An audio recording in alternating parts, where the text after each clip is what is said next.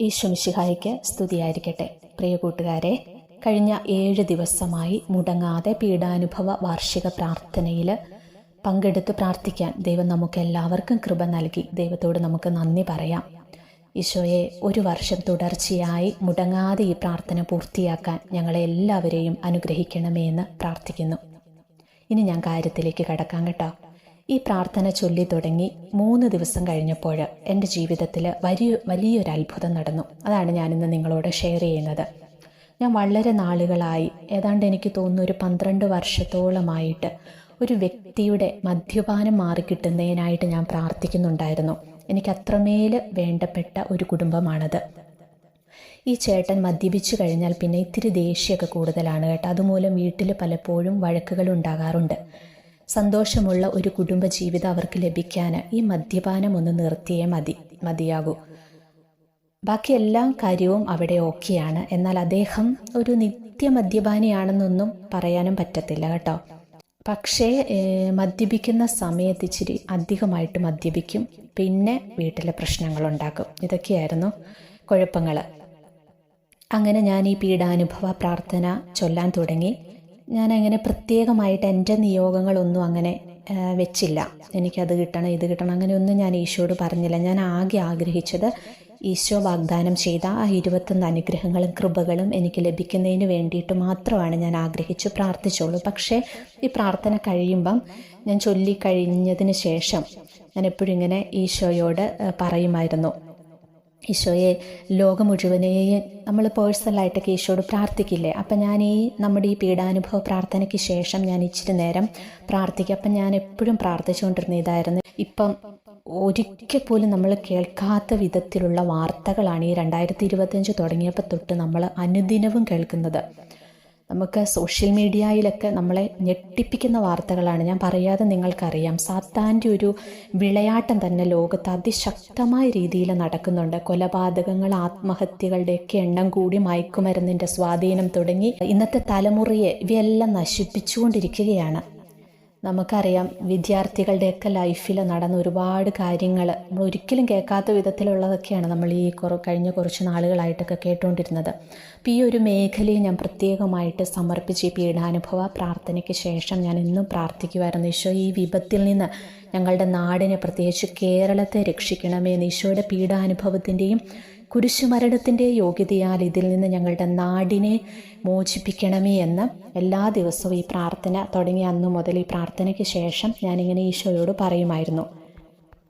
പിന്നെ ഞാൻ ഈശോയോട് പറയാം, ഈശോയെ, ഞങ്ങളുടെ ഈ പ്രാർത്ഥന മൂലം ഒരാളെങ്കിലും ഒന്ന് മാനസാന്തരപ്പെട്ടു എന്നൊന്ന് കേൾക്കാനിടയായെങ്കിൽ, ഈശോയെ, ഒരു കൊലപാതകം നടത്താനിരിക്കുന്ന ആളുകൾ, അതിൽ നിന്ന് അവർക്കൊരു മോചനം ഉണ്ടായിരുന്നെങ്കിൽ, അതെങ്കിൽ ആത്മഹത്യക്ക് വേണ്ടി ഒരുങ്ങിയിരിക്കുന്നവർക്ക് അതിൽ നിന്ന് ഒന്ന് പിന്മാറാനുള്ളൊരു കൃപ ഒരാൾക്കെങ്കിലും ഒന്ന് കൊടുത്ത് ഈശോയെ അനുഗ്രഹിക്കണമേ എന്ന്. ഒരാളെയെങ്കിലും ഇതിൽ നിന്നൊക്കെ ഒന്ന് രക്ഷിക്കണേ, ഒരാളെങ്കിലും ഒന്ന് മാനസാന്തരപ്പെട്ടു എന്ന് കേൾക്കാൻ ഇടവരുത്തണേ ഈശോയെ എന്ന് എപ്പോഴും ഞാൻ ഈ പ്രാർത്ഥന ചൊല്ലിയതിന് ശേഷം ഈശോയോട് ഇങ്ങനെ പറയുമായിരുന്നു. പ്രിയ കൂട്ടുകാരെ, അങ്ങനെ നമ്മളിപ്പോൾ 7 ദിവസം ഈ പ്രാർത്ഥന പൂർത്തിയാക്കിയല്ലോ. അത്ഭുതം എന്ന് പറയട്ടെ, പീഡാനുഭവ പ്രാർത്ഥന ചൊല്ലി തുടങ്ങി ഒരു 3 ദിവസം കഴിഞ്ഞപ്പോൾ എനിക്കൊരു കോള് വരുവാണ് കേട്ടോ. ഞാൻ ആദ്യം ഒരു സഹോദരൻ്റെ കാര്യം പറഞ്ഞില്ലേ, ആ സഹോദരൻ്റെ കോളാണ് എനിക്ക് വന്നത്. എന്നിട്ട് അദ്ദേഹം എന്നോട് പറയുകയാണ്, നോമ്പുകാലമൊക്കെ അല്ലേ, ഞാൻ മദ്യപാനം അങ്ങ് നിർത്തിയാലോ എന്ന് ആലോചിക്കുകയാണ്.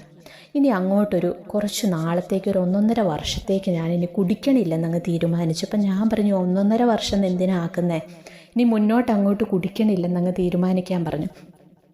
അപ്പോൾ അതൊക്കെ നമുക്ക് പിന്നീട് തീരുമാനിക്കാമെന്ന് പറഞ്ഞു. എന്നാലും എനിക്ക് ഉറപ്പായിരുന്നു 1.5 വർഷത്തേക്ക് അദ്ദേഹം നിർത്താൻ തീരുമാനിച്ചെങ്കിൽ ബാക്കി കൂടി ദൈവം അതിനുള്ള കൃപ അദ്ദേഹത്തിന് കൊടുക്കും. പക്ഷെ അദ്ദേഹം അങ്ങനെ വിളിച്ചു പറഞ്ഞത് എനിക്കത് വിശ്വസിക്കാനായില്ല കേട്ടോ. ഞാൻ ചോദിച്ചു, ഞാനിപ്പോൾ കേൾക്കുന്നത് സത്യമാണോ അതോ സ്വപ്നമാണോ, എനിക്കിത് വിശ്വസിക്കാനായിട്ട് പറ്റുന്നില്ലല്ലോ എന്ന് പറഞ്ഞപ്പോൾ അദ്ദേഹം എന്നോട് പറയുകയാണ്, ഞാൻ വാക്ക് പറഞ്ഞാൽ അത് വാക്ക് പാലിക്കും, നിനക്കത് നന്നായിട്ടറിയാം, ഞാൻ നുണ പറയാറില്ലല്ലോ എന്ന്. അപ്പം അത് ശരിയാണ് കേട്ടോ. അപ്പം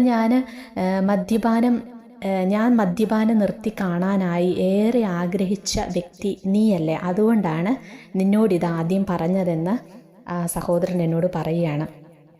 അപ്പം നോക്കിക്ക് കൂട്ടുകാരെ, ഇത് നിങ്ങളോട് പറയുമ്പോൾ പോലും ഇല്ലേ, എനിക്കത് വിശ്വസിക്കാനായിട്ട് പറ്റുന്നില്ല. ഞാൻ രഹസ്യമായി എന്നും ഈശോയോട് പറഞ്ഞ് ജപമാലയൊക്കെ ചൊല്ലുമ്പോൾ ഞാൻ എന്നും പരിശുദ്ധ അമ്മയ്ക്ക് ഈ മകനെ സമർപ്പിച്ച് ഞാൻ പ്രാർത്ഥിക്കുമായിരുന്നു. ഈ മകനെ ഓർത്ത് പ്രാർത്ഥിക്കാത്ത ഒരു ദിവസം പോലും ഇല്ല എൻ്റെ ലൈഫിൽ. അപ്പം ഞാനിങ്ങനെ രഹസ്യമായിട്ട് സീക്രട്ടായിട്ടൊക്കെ ഈശോയോടും പരിശുദ്ധ അമ്മയോടും പറഞ്ഞുകൊണ്ടിരുന്ന ഈ ഒരു കാര്യം ഈശോ എത്ര കരുതലോടെയാണ് അത് കേട്ടതെന്ന് ഞാൻ ഓർക്കുകയാണ്. അത് പ്രത്യേകിച്ച് ഞാൻ ഈ ഒരു പ്രാർത്ഥന ചൊല്ലി തുടങ്ങിയപ്പോൾ തന്നെ എനിക്ക് ആ ഒരു സന്തോഷ വാർത്ത കേൾക്കാനായിട്ട് എനിക്ക് സാധിച്ചു. ഈ ഒരു വാർത്ത കേൾക്കാനായി ഞാൻ കാത്തിരുന്നത് നിങ്ങൾക്കറിയോ, നീണ്ട 10-12 വർഷങ്ങളാണ്. ഇത്രയും നാളത്തെ ക്ഷമയോടെയുള്ള പ്രാർത്ഥനയ്ക്കാണ്, കാത്തിരിപ്പിനാണ് ഈശോ ഉത്തരം നൽകിയത്. അപ്പം നിങ്ങൾ ഓർക്കണം, നമ്മുടെ ഓരോ കണ്ണുനീരും, നമ്മുടെ യാചനകളും പ്രാർത്ഥനകളും എല്ലാം ഈശോ കാണുന്നുണ്ട്, ഈശോ അത് അറിയുന്നുണ്ട്, ഈശോ കേൾക്കുന്നുണ്ട്. സമയമാകുമ്പോൾ ഈശോ നമ്മുടെ ജീവിതത്തിൽ ഇടപെടും. ഞാൻ എപ്പോഴും പറയുന്നത് പോലെ നമ്മൾ ക്ഷമയോടെ കാത്തിരിക്കണം. ഒത്തിരി പ്രാർത്ഥിച്ചിട്ടും ചില കാര്യങ്ങളൊക്കെ നടക്കാതെ വരുമ്പോൾ നിരാശപ്പെടേണ്ടതില്ല. സമയത്തിൻ്റെ പൂർണ്ണതയിൽ ഈശോ നമുക്കത് സാധിച്ചു തരും. നമ്മൾ ഇത്രയും ചെയ്താൽ മതി. ഈശോയെ നമ്മളങ്ങ് ഒത്തിരി സ്നേഹിച്ച് ഒരു കൂട്ടുകാരനെ പോലെ അങ്ങ് കൂടെ കൂട്ടിയാൽ മതി. ബാക്കിയെല്ലാം ഈശോ നോക്കിക്കൊള്ളും. എനിക്ക് തോന്നുന്നു ഈ വീഡിയോ കാണുന്ന ഏറെ പേരും എന്നെക്കാളും ഒത്തിരി മുതിർന്നവരാണ്. വളരെ കുറച്ച് ആൾക്കാരൊക്കെ ഉള്ളൂ എന്നെക്കാളും പ്രായം കുറഞ്ഞ ആളുകൾ. അപ്പോൾ എനിക്കിങ്ങനെ എൻ്റെ ലൈഫിലുണ്ടായ കാര്യങ്ങളൊക്കെ എനിക്ക് നിങ്ങളോട് ഷെയർ ചെയ്ത് തരാൻ അറിയത്തുള്ളൂ. ഞാൻ നിങ്ങളെപ്പോലെ ഒരു സാധാരണ ആളാണ് കേട്ടോ. പ്രത്യേകിച്ച് അങ്ങനെ വരങ്ങളും കൃപകളും ഉള്ള ഒരാളൊന്നുമല്ല. പിന്നെ എനിക്ക് പ്രാർത്ഥിക്കാനൊക്കെ ഒത്തിരി ഇഷ്ടമാണ്. അതുപോലെ ഈശോയെക്കുറിച്ച് എൻ്റെ ലൈഫിലുണ്ടായ ദൈവാനുഭവങ്ങളൊക്കെ മറ്റുള്ളവരോട് ഷെയർ ചെയ്യാനൊക്കെ എനിക്ക് ഒത്തിരി ഇഷ്ടമാണ്. അപ്പോൾ എന്നോട് ഞാൻ നമ്മുടെ ഈ ഒരു ചാനലിന് വേണ്ടി തന്നെയല്ല പ്രെയറൊക്കെ ഇതിനു മുമ്പ് ചെയ്തു കൊടുത്തിട്ടുള്ളത്. എൻ്റെ ശബ്ദം പല സ്ഥലത്ത് നിങ്ങൾ കേട്ടിട്ടുണ്ടായിരിക്കും. പല ചാനലുകാർക്ക് വേണ്ടിയിട്ടും ഞാൻ പ്രെയറൊക്കെ ചെയ്ത് കൊടുക്കാറുണ്ട്. അവരെൻ്റെ അടുത്ത് വന്ന് ചോദിക്കുമ്പം എനിക്കിഷ്ടമാണ് കേട്ടോ. എനിക്ക് ഒത്തിരി ഫ്രീ ടൈം ഉള്ളതുകൊണ്ടൊന്നും അല്ല. ഞാൻ ജോലി ചെയ്യുന്ന ഒരാളാണ്. വീട്ടിലെ പണികളെല്ലാം എനിക്കുണ്ട്. അതിന് ഇടയിൽ എനിക്ക് ഇത്തിരി സമയം കിട്ടുമ്പോൾ എനിക്കിഷ്ടമാണ്. ഞാനിങ്ങനെ എപ്പോഴും ചിന്തിക്കുവേ, നമുക്ക് ആരോഗ്യവും ആയുസ്സും ഒക്കെ ഉള്ള സമയത്തല്ലേ നമുക്കിങ്ങനെ ഈശോയ്ക്ക് വേണ്ടി എന്തെങ്കിലുമൊക്കെ ചെയ്യാൻ പറ്റത്തുള്ളൂ. ഇതിനൊന്നും പറ്റാതെ പ്രായമായി നമ്മൾ കിടപ്പായി കഴിയുമ്പം അന്ന് നമ്മളിങ്ങനെ ആഗ്രഹിച്ചിട്ട് കാര്യമില്ലല്ലോ. അപ്പം ഞാൻ ഓർക്കും എനിക്കിപ്പോൾ അതിനുള്ള കഴിവുണ്ട്, അതിനുള്ള ആരോഗ്യമുണ്ട്, അതിനുള്ള സമയം ഞാൻ കണ്ടെത്തുന്നുണ്ട്.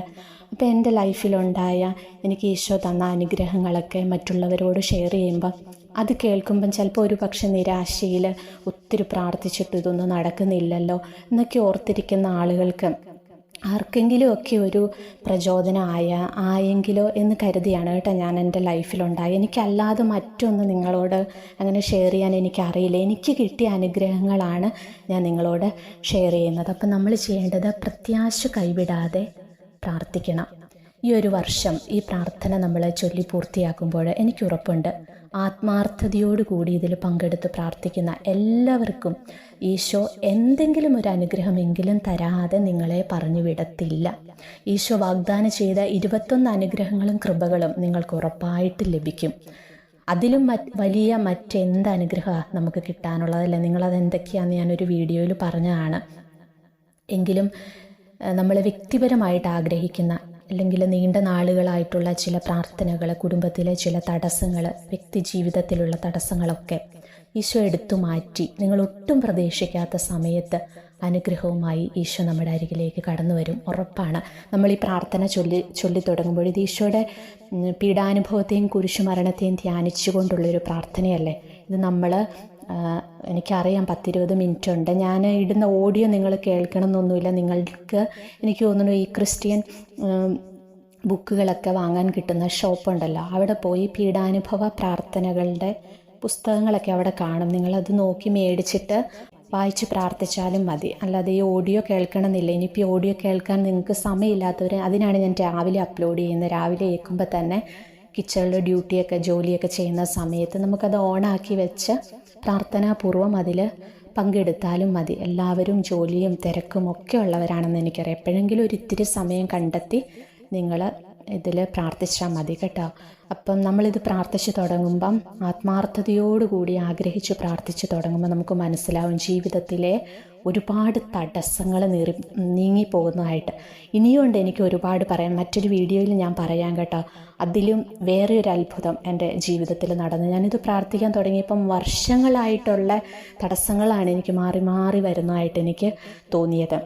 കുറച്ച് ദിവസം കഴിയുമ്പോൾ ഞാൻ മറ്റൊരു വീഡിയോയിൽ നിങ്ങളോട് അത് ഞാൻ ഷെയർ ചെയ്യാം കേട്ടോ. അപ്പം ആരും വിഷമിക്കണ്ട. ഞാൻ നിങ്ങളുടെ കമൻറ്റുകളൊക്കെ വായിക്കാറുണ്ട്. ചില കമൻറ്റൊക്കെ വായിക്കുമ്പോൾ എനിക്ക് ഒത്തിരി സങ്കടം വരാറുണ്ട്. ഞാനെല്ലാം ഈശോയെ വായിച്ച് കേൾപ്പിക്കും, നിങ്ങൾ ഈ എഴുതിയിടുന്നതൊക്കെ. ഒത്തിരി ചിലരൊക്കെ ഒത്തിരിയും പ്രാർത്ഥിച്ചിട്ട് ഓരോ കാര്യങ്ങളും നടക്കണില്ല, മടുത്തു, ഇനി ഈ ഒരു പ്രാർത്ഥനയും കൂടിയേ ചൊല്ലാനുള്ളൂ, ബാക്കിയൊക്കെ ചൊല്ലിയിട്ട് നടക്കുന്നില്ല, ഇങ്ങനെയൊക്കെ പറഞ്ഞ് ഒത്തിരി നിരാശയിലോട്ടൊക്കെ പോകുന്നുണ്ട്. എൻ്റെ പൊന്ന് ചേച്ചിമാരെ, അനിയന്മാരെ, അനിയത്തിമാരെ, അപ്പച്ചന്മാരെ, അമ്മച്ചിമാരെ, എനിക്കറിയത്തില്ല, എന്നെക്കാളും മുതിർന്നവരാണെന്ന് തോന്നുന്നു നിങ്ങളെ കൂടുതൽ പേരും. ആരും വിഷമിക്കേണ്ട കേട്ടോ. ഈശോ എല്ലാം അറിയുന്നുണ്ട്, കാണുന്നുണ്ട്. ലൂക്ക 18:1 ഭഗ്നാശരാകാതെ എപ്പോഴും പ്രാർത്ഥിക്കണം. റോമ 12:12 പ്രാർത്ഥനയിൽ സ്ഥിരതയുള്ളവരായിരിക്കുവിൻ. പ്രഭാഷകൻ 7:10 പ്രാർത്ഥനയിൽ മടുപ്പ് തോന്നരുത്. യാക്കോബ് 5:13 നിങ്ങളുടെ ഇടയിൽ ദുരിതമനുഭവിക്കുന്നവർ പ്രാർത്ഥിക്കട്ടെ. ഈ വചനമൊക്കെ നിങ്ങൾ കേട്ടോ. എനിക്കെപ്പോഴും എന്നെ ഒത്തിരി സ്വാധീനിച്ചിട്ടുള്ളൊരു വചനമാണ് പ്രഭാഷകൻ 7:10 പ്രാർത്ഥനയിൽ മടുപ്പ് തോന്നരുത്. ഞാൻ ഇതിനു മുമ്പ് നിങ്ങളോട് പണ്ടൊരു വീഡിയോയിൽ പറഞ്ഞിട്ടുണ്ടായിരുന്നു, എൻ്റെ ഒരു സുഹൃത്തിൻ്റെ സിസ്റ്ററിന്, അനീത്തിക്ക് ഒരു കുഞ്ഞുണ്ടായ ഒരു കാര്യം. എത്രയോ വർഷമാണ് ഞാൻ ഓർക്കും, എനിക്കൊരു 10ാം ക്ലാസ് കഴിഞ്ഞപ്പോൾ തൊട്ട് ഞാൻ എൻ്റെ കുർബാന പുസ്തകത്തിൽ ആ ചേച്ചിയുടെ പേരെഴുതി വെച്ച് വർഷങ്ങളാണ് മുടങ്ങാതെ, എന്നും കുർബാനയിൽ പങ്കെടുക്കുമ്പോൾ മുടങ്ങാതെ ഞാൻ കുറേയൊക്കെ പ്രാർത്ഥിക്കും. നമ്മൾ മനുഷ്യരല്ലേ, നമുക്ക് ചിലപ്പോൾ അത് സാധിച്ചു കിട്ടാതെയൊക്കെ വരുമ്പോൾ നമുക്ക് നിരാശയൊക്കെ തോന്നെങ്കിലും കാസയും പീലാസയും അച്ഛനെടുത്ത് ഉയർത്തുന്ന സമയത്ത് ഞാൻ എന്നും കുർബാനയിൽ എൻ്റെ ഒരു ആവശ്യത്തിന് വേണ്ടി പോലും അല്ല, ആ ചേച്ചിക്ക് ഒരു കുഞ്ഞുണ്ടായി കാണാൻ ആഗ്രഹിച്ച് എന്നും കാസയെ ഇപ്പോഴും എനിക്കത് പറയുമ്പോൾ എനിക്ക് വേഗം സങ്കടം വരും. കാസയും പീലാസയും ഉയർത്തുമ്പോൾ ഞാൻ ആ ചേച്ചിയുടെ പേരൊന്നും പറയുന്നില്ല, ആ ചേച്ചിയെ സമർപ്പിച്ച് പ്രാർത്ഥിക്കുമായിരുന്നു. ഈശോയെ, വൈദ്യശാസ്ത്രം അതിനെ തള്ളിക്കളഞ്ഞു, ഇനി ഒരു കുഞ്ഞുണ്ടാവില്ലെന്ന് വിധി എഴുതി, എങ്കിലും എൻ്റെ ഈശോയെ നിനക്ക് പറ്റും. ഞാനത് ഉറച്ച് വിശ്വസിച്ചു എന്നും ഈ ചേച്ചിക്ക് വേണ്ടി പ്രാർത്ഥിക്കുമായിരുന്നു. നിങ്ങളോട് ഞാൻ അന്ന് പറഞ്ഞു, എത്രയോ വർഷങ്ങളുടെ പ്രാർത്ഥനയാണ്. ആ ചേച്ചിക്ക് ഇന്ന് ദൈവം നല്ല മിടുക്കനായ ഒരു ആൺകുഞ്ഞിനെ നൽകി. അപ്പം നല്ല മിടുക്കനാണ്, അവനിന്ന് പഠിച്ചുകൊണ്ടിരിക്കുകയാണ്. 11-12 വയസ്സെങ്ങാണ്ടായെന്ന് എനിക്ക് തോന്നുന്നു ആ കൊച്ചിന്. 11 വയസ്സാണെന്ന് എനിക്ക് തോന്നുന്നത് അവന്. അപ്പം അതുകൊണ്ടാണ് എനിക്ക് ഈ വചനം ഏറ്റവും ഇഷ്ടം എന്ന് ഞാൻ പറഞ്ഞത്. പ്രഭാഷകൻ 7:10 പ്രാർത്ഥനയിൽ മടുപ്പ് തോന്നരുത്. നമ്മൾ പ്രാർത്ഥിച്ചുകൊണ്ടേയിരിക്കുക. സമയമാകുമ്പോൾ ഈശോ നമ്മുടെ ജീവിതത്തിൽ ഇടപെടും. ഈ പ്രാർത്ഥനയിൽ, ഈശോയുടെ പീഡാനുഭവ പ്രാർത്ഥനയിൽ പങ്കെടുക്കുന്ന എല്ലാവർക്കും ഈശോ ഒത്തിരി അനുഗ്രഹങ്ങൾ നൽകട്ടെ എന്ന് ഞാൻ പ്രാർത്ഥിക്കുന്നു. ദൈവം നിങ്ങളെ എല്ലാവരെയും അനുഗ്രഹിക്കട്ടെ. നിങ്ങൾക്ക് എല്ലാവർക്കും വേണ്ടി ഞാൻ പ്രാർത്ഥിക്കുന്നുണ്ട് കേട്ടോ. നിങ്ങളുടെ കമൻറ്റ് വായിക്കുമ്പോൾ അപ്പം തന്നെ നിങ്ങൾക്ക് വേണ്ടി ഞാനൊരു നന്മ നിറഞ്ഞ മറിയം ചൊല്ലിയാണ് ഞാൻ ഓരോ കമൻറ്റിനും ലൈക്ക് തരുന്നതും എല്ലാം. പിന്നെ ഇത്തിരി കഴിഞ്ഞ് നമ്മൾ മറന്നു പോകത്തില്ലേ, എനിക്കെല്ലാവരെയും അങ്ങനെ ഓർത്തിരിക്കാൻ പറ്റത്തില്ല. പക്ഷെ നിങ്ങൾ എഴുതിയിടുന്ന കമൻറ്റുകൾ അപ്പം വായിച്ച് ഓരോ നന്മ നിറഞ്ഞ മറിയവും പരിശുദ്ധ മറിയവും നിങ്ങൾക്ക് വേണ്ടി ചൊല്ലി സമർപ്പിച്ചിട്ടാണ് നിങ്ങൾക്ക് ഞാൻ ലൈക്കും അതിന് ആൻസറും തരുന്നത് കേട്ടോ. ഈശോ എല്ലാവരെയും അനുഗ്രഹിക്കട്ടെ.